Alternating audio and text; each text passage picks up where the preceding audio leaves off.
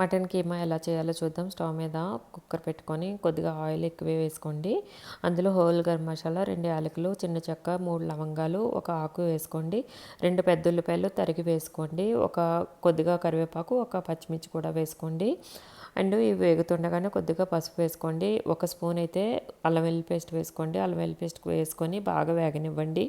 అందులో కీమా ఒక్కసారి కడుక్కొని వేసుకోండి.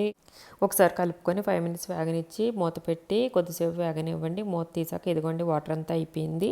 ఇప్పుడు 1½ స్పూన్ కారం వేసుకోండి. ఒకసారి కలుపుకొని 1 స్పూను ధనియా పొడి కూడా వేసుకొని కలుపుకొని 1 గ్లాస్ వాటర్ అయితే వేసుకోండి. కొద్దిగా వేగనిచ్చాక వేసుకోండి వాటర్ అయితే. కుక్కర్ మూత పెట్టేసి విజిల్స్ 10 అయితే రానివ్వండి. తర్వాత మూత తీస్తే ఇదిగోండి ఇలా అయిపోతుంది. ఈ వాటర్ అంతా అయ్యే వరకు స్టవ్ మీద అయితే సిమ్లో పెట్టుకోండి. కొద్దిగా సాల్ట్ అయితే వేసుకోండి. కొద్దిగా గరం మసాలా వేసుకోండి.